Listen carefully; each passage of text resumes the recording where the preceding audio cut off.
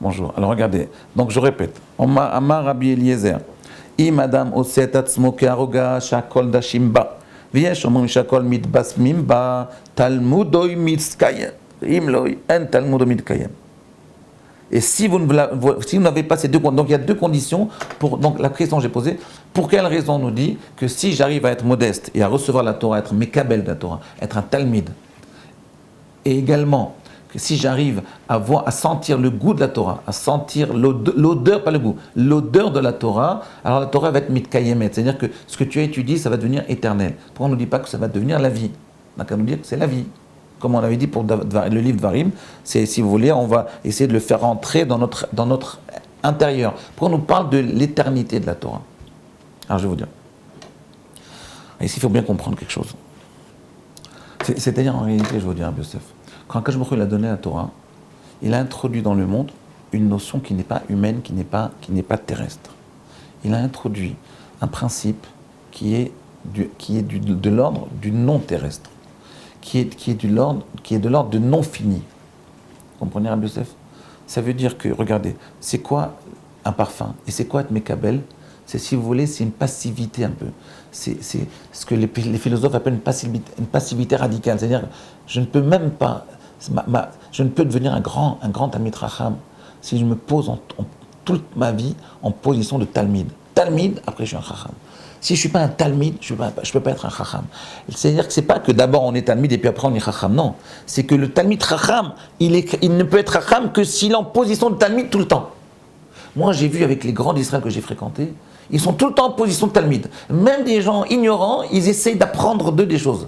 Ils posent des questions à leurs élèves. Ils essaient de s'intéresser à tout ce qui se passe dans le monde. Ils sont en position de Talmid. Cette position-là, si vous voulez, c'est une position, je mets tout le temps en position de réceptacle. C'est un peu passif. Vous voyez, mais Kabel Torah. On ne nous dit pas Noten Torah. Il n'y a aucun nom qui peut être Noten Torah. Moi, par exemple, je vous donne un cours. Mais en réalité, non.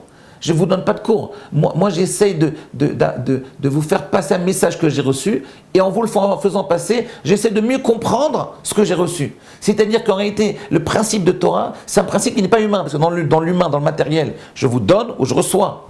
Dans la Torah, on ne donne jamais. On ne fait que recevoir. Que même quand on donne, en réalité, quelque part, on reçoit toujours plus que ce qu'on donne. Ce qu'on appelle une passivité radicale. Comprenez, Rabbi Yosef, ce que je veux dire par là? C'est-à-dire qu'en réalité ici, il faut bien comprendre, cette notion de passivité radicale, elle ne peut s'exprimer que pour quelque chose qui est thoraïque, que pour quelque chose qui n'est pas de l'ordre de l'humain, qui est de l'ordre du métaphysique. La Torah, elle est très très imprégnée dans le monde matériel. Shor Shenagar Tapara, oui, tous les termes, toutes les notions qu'on utilise dans le Talmud, c'est des notions très matérialistes, mais quelque part, elles touchent, elles ont un parfum d'infini. Elles ont un parfum de métaphysique. Elles dépassent le terrestre. Elles dépassent la physique. Elles nous font rentrer dans un système de... Vous voyez, même la relation qu'on a avec son Rav, c'est une relation qui n'est pas tellement humaine. La relation Rav-Talmid. C'est la relation qui va nous permettre de grandir.